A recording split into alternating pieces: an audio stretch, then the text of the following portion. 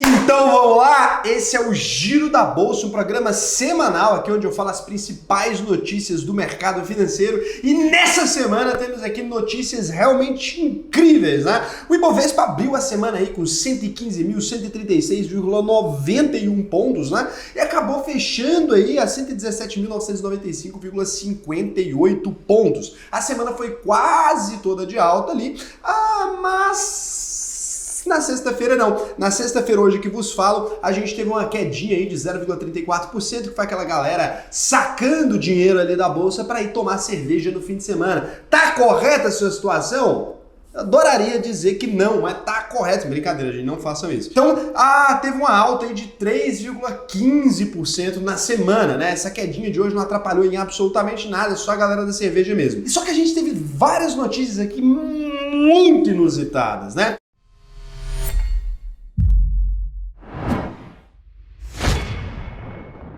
Quem me segue lá no Instagram, @RaulSena, viu eu falar alguma coisa durante a semana. Então a primeira notícia aqui que a gente vai falar é sobre o leilão móvel da Oi, né? Que vai aumentar aí ainda mais a concentração das operadoras telefônicas no mercado brasileiro. A venda dos ativos de telefonia móvel da Oi foi realizada então no leilão dessa segunda-feira, né? A Oi BR3 e Oi BR4 então vendeu a parte de operação móvel dela. Ela tinha mais ou menos 16% do market share aí da fatia de redes móveis, né? E agora a nossa situação ficou muito similar aí a de outros países mais desenvolvidos ali, como Estados Unidos, Japão, Espanha, Canadá e Austrália, que tem essa concentração ali, são pouquíssimas empresas dominando o mercado que é vasto, né? Porque esse setor é meio difícil ali.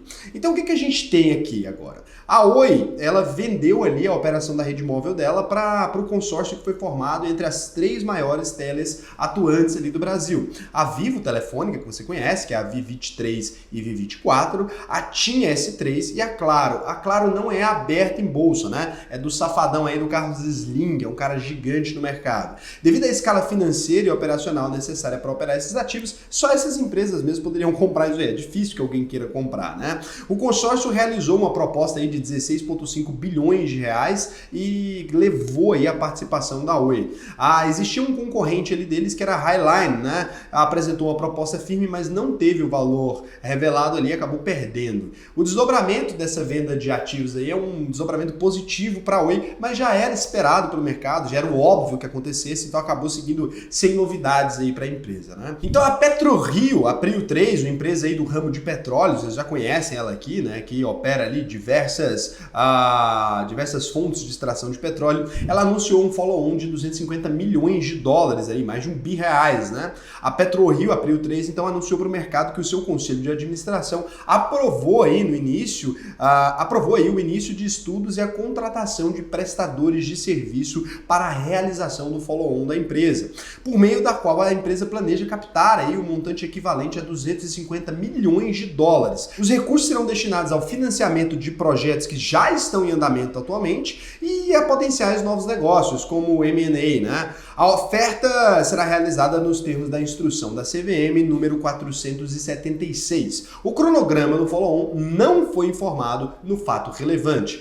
Vale destacar que em meados de novembro, a empresa divulgou aos investidores a celebração do acordo com a petroleira britânica BNP para a aquisição de 35,7% do campo de Wahoo, com potencial produtivo de 140 milhões de barris de petróleo e de 60% do campo de Itaipu, que totalizou aí um desembolso de 100 milhões de dólares. O follow-on é positivo para a PetroRio, uma vez que tira a incerteza sobre qual será a fonte dos recursos para a compra dos campos de pré-sal anunciados pela companhia. Então, aqui em miúdos, né, a gente estava tentando saber de onde que eles iam tirar esse dinheiro. Agora ficou um pouco mais claro aqui de onde que eles estão pretendendo tirar o dinheiro para fazer essas aquisições. A gente vai falar aqui agora da Tenda, a Tend3, que é uma empresa do ramo de construção civil. Ela atua principalmente ali na incorporação e construção com foco na habitação popular, né? E a Tenda planeja aí montar uma fábrica de casas em 2021. A Tenda atua principalmente ali com o mercado do Minha Casa Minha Vida. E ela realizou no dia 16 de dezembro o seu Investor Day, que é um evento ali que ela tem um papo direto com os investidores, né?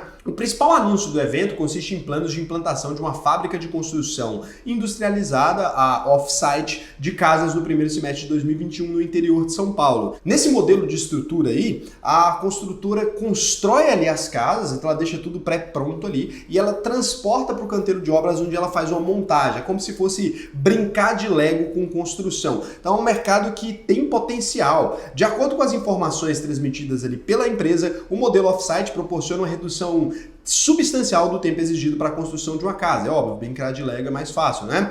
Também demanda uma menor mão de obra nos canteiros, gerando uma margem de contribuição ainda maior. Adicionalmente, o modelo permitirá que a tenda comece a atuar em cidades de menor porte, pois nessa estratégia a escala é analisada em termos de capacidade ocupada da fábrica e não das vendas em uma praça específica.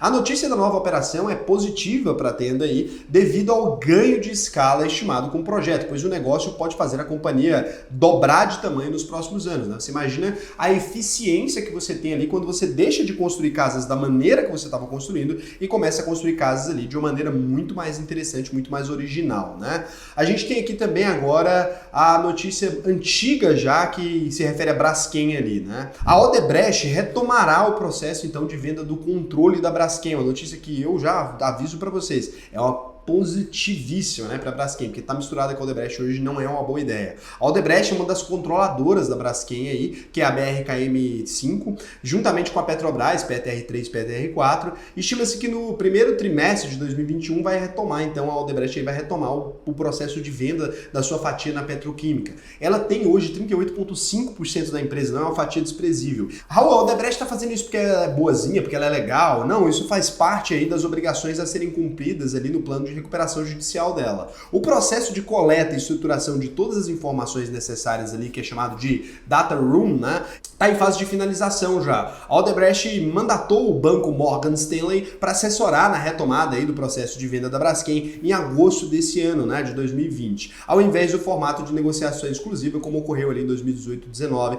com a petroquímica holandesa, que foi a LyondellBasell, né, que será por meio de um processo competitivo bem melhor, né? Se você tem um processo ali de venda sem poder ter competição, você tem um preço pior. Porém, é melhor ainda para a Petrobras, né? Porque mesmo existindo esses conflitos existentes em relação a esse desinvestimento, ela se beneficia aí desse fator. A Cogna tomou uma atitude aí meio drástica agora, né? A Cogna mudou o foco dela para o digital e lançou um marketplace ali. Então a Cogna realizou o Cogna Day, evento no qual apresentou para o mercado o seu planejamento estratégico nos próximos anos. Um dos principais destaques do evento foi esse anúncio de criação de um marketplace educacional com venda de cursos direto para os alunos. O conceito desse projeto é agregar diversas soluções de ensino em uma única plataforma, oferecendo aos estudantes ali uma variedade de serviços sem se restringir apenas às aulas de graduação, mas também englobando ali alguns cursos de idioma, serviços financeiros e pós-graduação, para alcançar sua operação e se diferenciar perante a concorrência nas áreas em que a Cogna atua. A plataforma será exclusiva para os seus alunos. Essa é a primeira grande iniciativa do gênero no setor.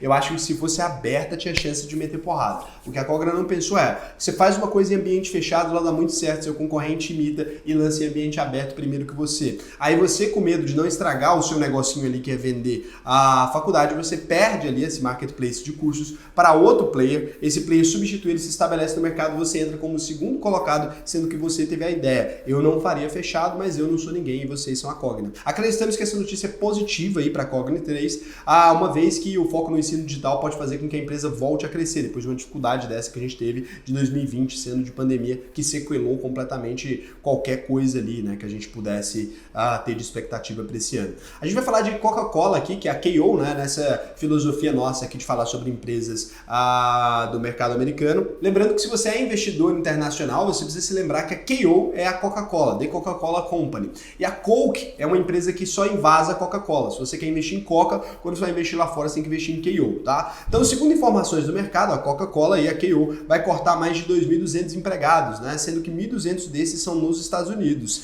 Com isso, ele espera reduzir as despesas aí em cerca de 400 milhões de dólares anuais. A companhia abriu 2020 com cerca de 86 mil empregados ali, porém ao longo do ano foram sendo realizados diversos reajustes, né? Em agosto, por exemplo, foi anunciado um programa de demissão voluntária com potencial de abranger 4 mil trabalhadores americanos e canadenses. As demissões fazem parte de um plano de reestruturação mais abrangente que envolve ali diversos outros aspectos do seu cunho estratégico. A empresa pretende reduzir o número de marcas de 500 para aproximadamente 200, focando apenas naquelas que apresentam uma boa contribuição para a rentabilidade agregada da The Coca-Cola Company. Parabéns aí para os caras, a ideia é boa, não de demissões e tudo, apesar que isso é melhoria de eficiência também, mas estou falando ali, parabéns para a ideia de diminuir o número de marcas. Em um momento onde marca e branding se tornou uma coisa cada vez mais importante, é importante que vocês saibam fazer isso muito bem, né? A ideia é deixar a empresa mais leve, menos burocrática e mais ágil. A notícia é positiva para as ações de Coca-Cola e por isso esperamos uma leve alta aí nas ações de KO no curto prazo. E agora falando aqui de ações americanas e essa coisa toda, né? Se você quer saber se compensa mais investir aqui em BDRs ou em estoques e tudo, eu já fiz alguns conteúdos referentes a isso, mas o pessoal da Levante deu uma matada a pau com um relatório que está aqui embaixo. Você pode dar uma olhada na opinião da Levante ali e você pode ver se você concorda ou não com eles, mas lembrando, os caras manjam muito disso, tá? Então a outra para avalia ali, venda de subsidiária do setor químico, né? Então na noite dessa segunda-feira, que foi dia 14, a Ultrapar, o GPA3, enviou um comunicado ali ao mercado esclarecendo a notícia veiculada na imprensa durante o dia sobre a potencial venda da sua divisão de químicos, a Oxiteno, né? Na nota, a empresa confirma que está avaliando constantemente a alocação de capital em seu portfólio de modo a maximizar o valor aos acionistas, com foco no setor de óleo, gás e combustíveis, e que confirma estar avaliando o destino da Oxiteno até um possível desinvestimento. Segundo a agência Bloomberg ali, a companhia contratou uma assessoria financeira que avaliou a empresa química em cerca de $1 bilhão, em torno de 5 bilhões de reais pelo câmbio de hoje, né? A notícia é boa para a empresa, enxergamos um impacto levemente positivo, então, para a Ultrapar, mesmo com o movimento de valorização ocorrido nessa segunda-feira após informações especulativas ali, sem a confirmação da empresa já terem sido vinculados para a imprensa. Então a parte dessa alta já foi. A notícia que vocês estavam esperando aí, né, que é os bancos tradicionais buscam reinventar as agências físicas. Então, durante a crise que o Covid-19 gerou aí, o movimento nas agências bancárias caiu em cerca de 70%. Previsível, que vai ficar indo em banco no meio da pandemia, acentuando a tendência do maior uso dos canais digitais ocorrido nos últimos anos. Por isso, os principais bancos estão trabalhando em um cenário de redução da presença física e com uma nova abordagem para o uso das agências, ou seja, mais lucrativos. Durante esse período, com maiores restrições de aglomeração, as transações digitais chegaram a representar cerca de 74% do total no varejo, segundo dados da Febraban. Porém, vale notar que para bancos como o Bradesco, o percentual de transações digitais chegou aí a 98%. A aposta tanto do Santander quanto do Bradesco e Banco do Brasil é não só enxugar a estrutura física, que já deveria ter sido feita há anos, como principalmente em grandes cidades, né? Mas também converter os espaços em lugares que visam melhorar o relacionamento com seus clientes. Vamos colocar o quê? Um cafezinho, aí até visito, hein? Acreditamos que esse movimento já é conhecido no mercado e, portanto, não dá pra gente enxergar grandes impactos para esse setor, mas é bom que eles tenham finalmente falado o que eles estão fazendo, porque estava ficando tudo muito nebuloso. Eu cheguei a falar que os bancos estavam fazendo isso, porque era mais lucrativo e tudo, mas eles não tinham apresentado uma verdade sobre isso, só que eles cravam prego aí. A União Europeia apresentou aí novas leis para regular, né, as Big Techs, aí, que são as grandes empresas de tecnologia. Então foi marcado para o dia 15 ali, a apresentação nova da Lei de Mercados Digitais da União Europeia. O principal papel dessa regulação é impor limites ali e regras sobre as gatekeepers, as empresas que controlam o acesso dos usuários à internet. Com a nova legislação, essas empresas ficariam impedidas, por exemplo, de usarem os dados de usuários empresariais, concederem aos serviços ali tratamento diferenciado em filtros de classificação, além de mais responsabilidade sobre as postagens realizadas pelos usuários. As empresas estariam sujeitas aí a diversas sanções. A mais dura delas envolveria a obrigatoriedade aí de mudanças estruturais nos seus negócios, como a venda de subsidiárias. A notícia é negativa para as empresas alvo dessa regulação, mas isso aí está sendo discutido há meses e não deve ter uma solução por agora, tá? E aí fica a dúvida aí para você. A gente está entrando no mercado de recuperação ou no mercado de especulação, né? Então a gente está no momento aí de maior otimismo. No pregão dessa quinta-feira 17, a gente viu o Ibovespa atingindo um pico bem perto da máxima dele. Então a gente atingiu 119.027 pontos.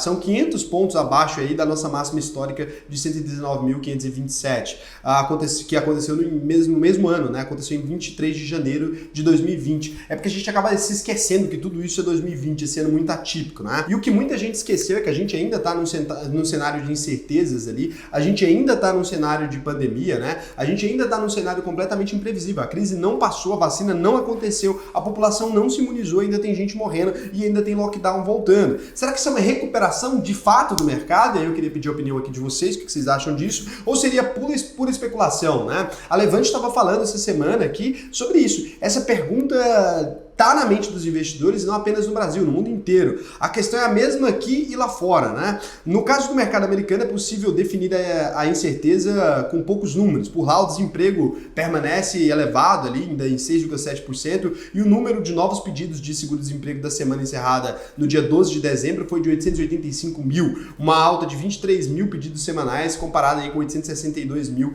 solicitações da semana anterior. Então, enquanto o desemprego sobe, né, em uma escala assustadora nos Estados Unidos, indicando uma economia de baixa rotação, os mercados acionários americanos ali quebram recorde atrás de recorde, batendo números todos os dias. Então, assim, será que realmente esses números são condizentes com a realidade? Eu queria te propor essa reflexão aqui.